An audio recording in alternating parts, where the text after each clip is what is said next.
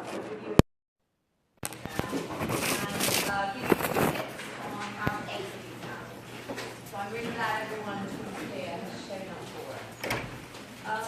The exam format is going to be a 90-minute closed book exam, which means you can't bring in any resources or notes. You'll be given 8 questions and you have to answer 2. So choice of 8 questions and you'll answer 2. 45 minutes per question. I'd like you to bring your own paper and pens. I want you to handwrite your answers. I will be bringing extra, but if you could remember to bring your own paper, that would help me. No students can leave within the first hour of the exam. If you finish after that point, then you may leave, just to avoid disruption. If anybody needs any extra time, please get in touch with me as soon as possible and we can arrange that. Also get in touch with me if anyone is unable to make the final exam.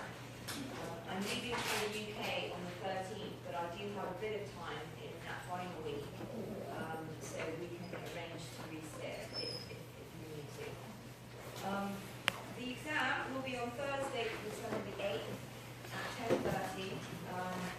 This is this room, right? 2LF. This is what it says on their schedule. That's this room. Yeah?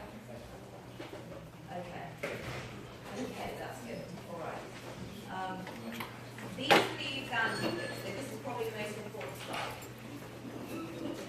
There'll be a question on each of these topics, and to reiterate, you pick 2 that you answer.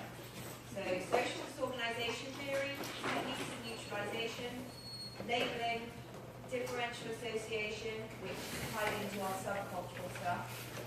There's a question on dirt crime, question on... Okay, blimey. All right. You're really into the law. Oh, is that true? Okay, good. Victims' rights, convict criminology. I'm going to take you through some broad points about how to answer these questions. And if we've got time at the end, we can go back over some of these topics if you'd like to do that. Some study tips, so how you can pare things down. If it was me, I would pick at least... Okay. If it was me, I would pick at least 3 topics from this list to study intensively. If you only pick 2 of them, one of the questions that comes up, the phraseology, might not be something you're all that comfortable with. So pick an extra topic, pick 3 as a question. And for each topic that you pick, that you want to study intensively between now and the 8th, reread the lecture slides and the literature, the associated reading, and ensure that you understand the key components, who the key components of the theories are, what the central concepts and the relative strengths and weaknesses of each theory that you're looking at. Learn the terminologies, so the labeling theory, for example. Know what stigma means, be able to provide a definition. Know what self-fulfilling prophecy means. Know what retrospective labeling means. Because in your answer, I would like to see some engagement with the specific terminologies used by the theorists, and to have a sense that you understand what they mean. Also, another thing you ought to do to prepare for answering these exam questions is formulate your own position on each of the theories and topics you're looking at. So that means, how compelling do you think this theory is? Is it a good explanation? No. If not, why not? How good is the evidence? What does it leave out? What are some of its policy implications? If you have a sense of your position on each of those areas going into the exam, then whatever the question asks you, you've already kind of formulated an argument in your mind. Does that make sense? Any questions about that? Okay. This is the criteria for grading that I will be using and my two TAs who will help grade will be using. I want to see that you have an ability to describe the central concepts. So at a basic descriptive level, does this person understand what differential association actually means? Can they describe it? Ability to evaluate strengths and weaknesses. Can they weigh up the advantages, disadvantages, the gaps, the weak spots?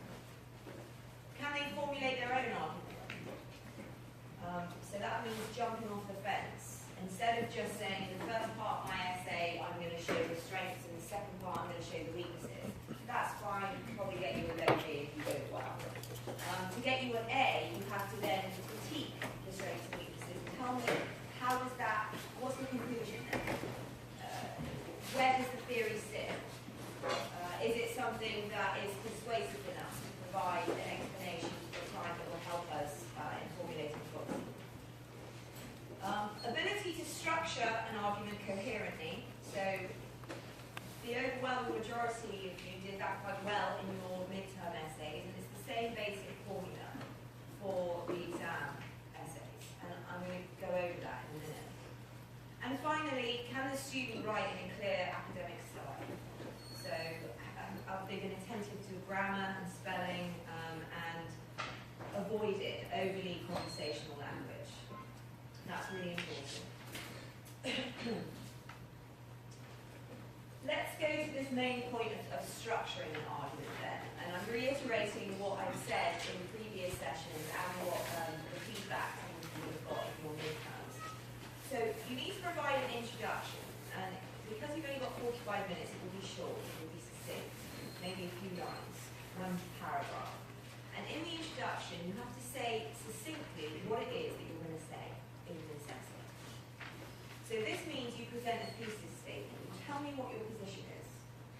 Secondly, indicate the key lines of argument that you are going to pursue. What's the direction of travel, or what particular issues are you going to raise? I've given you an example here. So if the question was, how persuasive is strain theory? An answer, and I'll read it so you can see how to structure an introduction. This is just one possible introduction. Strain theory posits that for many individuals there is a fundamental disconnect between our culturally defined goals of success and our capacity to achieve them through legitimate pro-social means. So the first sentence just establishes what strain theory is. It is argued that the stress of this disconnect may result in criminal activity. In this essay, I will outline the key components of strain theory before making the case that strain theory, whilst an important precursor to other critical and conflict criminological perspectives, shows an incomplete picture of crime etiology. That's my thesis statement. The strain theory is an important part of the historical development of criminological theory. However, it's incomplete. There are gaps. That's the argument. Then in the last part of my introduction, I'm setting out what the direction of travel is for my essay. Section 1 provides a short summary of the development of this theory, from Merton's classic position to Agnew's later formulation. Section 2 addresses the problems of this crime explanation, particularly focusing on methodological and conceptual issues. In the final section, I identify a number of possible research avenues that might build on the insights of strain theory whilst avoiding some of its pitfalls. Now, if you presented an introduction like that already, boom, I'm thinking this is an A student. And it puts the reader in a frame of mind where they're going to be engaged with what you are. The other thing an introduction like this does is it lays out your structure beautifully. So you don't have to do any more work with the structure because it's already done in the introduction. You know that the first paragraph, section 1, is going to give me a description of strain theory, just identifying the core concepts to let the reader know that you know them, you understand them, you've engaged with the literature. Then section 2 is going to outline problems, so this is from an A and a B of section 2. First paragraph looks at methodological problems, second paragraph looks at conceptual problems. And in those two paragraphs, the main body of the text, you'll be introducing counter-arguments.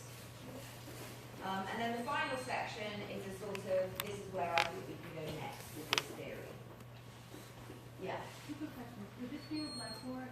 This will be exactly. And can we use it as sort of a template for our Yes, there won't be a question on strain theory, but one of the questions, or a couple of the questions, will be framed exactly like that. How persuasive is labeling theory, for example? That might even be the word in one of the questions. So there you go, everyone in this room is at an advantage. Mr. Nurich, would you want to specify what each section of our essay would be about, or do you just want to just an overview of what just of what we're going to talk about? Good question. So as they asked, do you need to specify each section? No, there's lots of ways of writing an introduction. There's lots of ways of indicating how you're going to make the argument. I could have said, for example, after my thesis statement, I will, that it's an incomplete picture of crime etiology. You might have then gone on to say, I'm going to make this argument first by looking at this particular issue, secondly by this, or I'm going to engage with the critique of whoever in order to make this case. You know, that you don't have to be so sort of signposting